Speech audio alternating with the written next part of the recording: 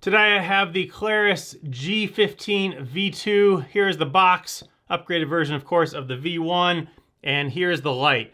This light puts out up to 4,200 lumens from its 21700 5000 milliamp hour battery, included of course, chargeable. And this light, the general purpose of it is that is an EDC light.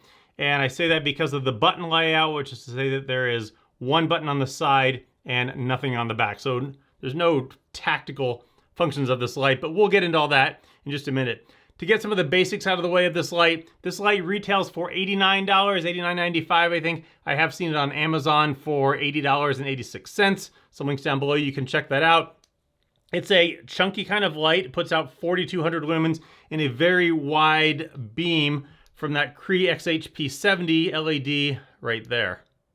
To show you some of the stuff that the light comes with, it comes with a lanyard right here. The lanyard attaches into the tail cap right there if you are a lanyard type. It comes with an extra O-ring to help with that IPX8 rating. There's that. There it goes. It has a USB-C to USB-C cable for charging it, and then also interestingly, this has two adapters. And these adapters on this side are both USB-C, because one of the things that you can do with this light is that you can take it, and just to show you here, you can plug a USB-C cable into the side of it here, and then take the other side and charge something else, like say a cell phone. And started charging.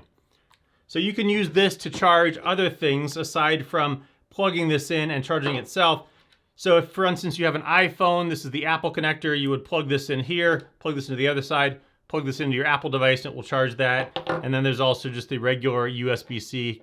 It also comes with an extra battery tube, because one of the things you can also do with this light is that at baseline, it's charged by this Klarus 21700 5000 milliamp hour battery right here. But if you either don't have extra of these, you don't have another one charged, you can take this battery tube and put in an 18650 or 2CR123s, and the battery tube just goes down in there like that, and you can run the light off that, again, in case you have some different battery sources with you. Going over some of the other physical features of this light, there's the tail cap there. As I mentioned, there is no button there. It's just a flat tail cap. It will, of course, stand if you're so inclined. The pocket clip is removable. It is unidirectional. It only goes this way, and you can spin it around to whichever location you like, and I will make some recommendations on that in a minute. Moving forward of that, there is some knurling here for extra grip. Here is the charging port, as I just showed, for charging it or powering something else. The rubber gasket seals that down in there to help with that water protection. Then on the other side is the power button and charging indicator. When you turn the light on, that light will come on for different colors reflecting the charge status of the light, either green, yellow, or red. And then when you're charging the light, this light will also come on. If it's yellow, that means there's a problem with the charging. It will flash red as it is charging, and then when it's fully charged, it will come on green like that. For that, the head, again, the XHP70 LED with the glass lens right there. Now, the user interface of this light is fairly standard if you are familiar with flashlights in general, but this one does have a few modifications that you need to be aware of that are going to be different from some of your other lights. For starters, you can lock the light out, and you do that, you hold it down, it will come on, and then after 5 seconds, it gives you this flash to show that it's locked out, and you now can't turn it on. To get it out of the lockout, you triple click, and it will again give you that flash, and it's now out of the lockout. So different versus a lot of other lights where you just hold it down to get into the lockout, hold it down to get out of the lockout. This one is hold it down to get in and triple click to get out. Now the rest of it is fairly standard. You can long press to get to that moonlight mode, which is 10 lumens for 150 hours. I'll put the run times over here. Then to move up between the different brightnesses, you just hold it down, goes low, medium, high, and then just cycles between those three brightnesses. From any output, you can double click to get to turbo, 4,200 lumens, triple click to get to strobe, and then from the strobe, you can triple click again, and it will go into a 500 lumen signal, and then triple click again, and it will go into an SOS. Also, you single click it, it will go back into the regular mode. From off, single click it, it has mode memory. There it is on high, turn it off, turn it back onto that high. Also, from off, you do have instant access to the turbo by double clicking it, and it goes right into that turbo. Now, some other interesting things to note with this user interface, if you say are in one of the lower modes and you double click it to get into that turbo, if you single click it again, it goes back to the lower mode that you started to, and then click it another time for off. So again, a little bit different of the variations there going between the modes. Very simple, but just a little bit different than some of the other modes.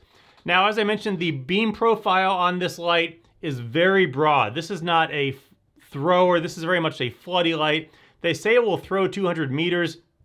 The water tower here is, I'd say, a little over 100 meters. And yes, there is some light on it, but you're not really going to be illuminating stuff that's really far away, because that is not the purpose of this light.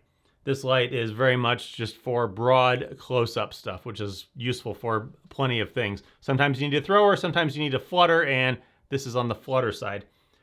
The light, it's kind of a chunky light, and I did find that it was a little bit chunky in your pocket, but I carried it around for a while. Not out of the ordinary, not too large, but it is on the chunkier side compared to some lights. Again, because it's got that 21700 battery, it's going to be a larger light, but you get a lot of runtime and a lot of brightness out of this.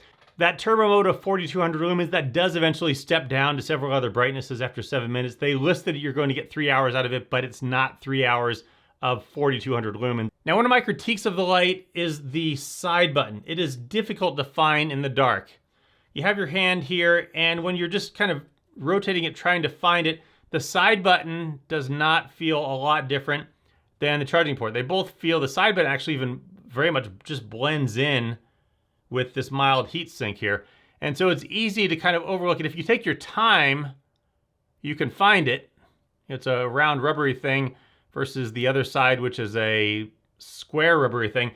But I will say from my experience, it's a little hard to find in the dark. Now, some ways that you can help combat that is you take the pocket clip and you either put the pocket clip opposite of the button so that you know that when the pocket clip is in your fingers here, your thumb is going to go right to that power button, or alternatively, put the pocket clip so that the pocket clip is directly behind the button, so that, and if it was the button was here, you'd find the pocket clip and you just run your finger off that right onto the button.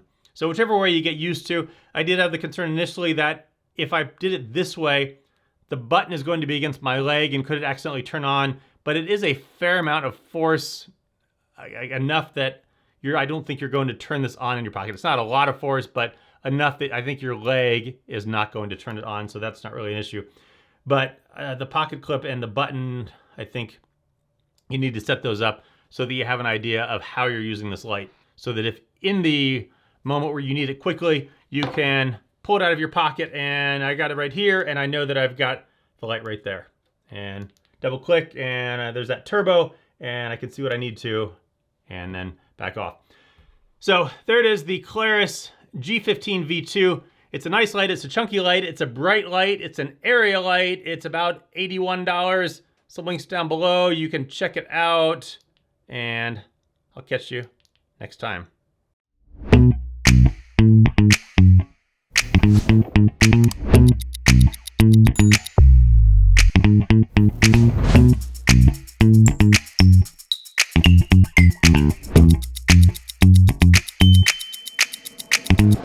Thank you.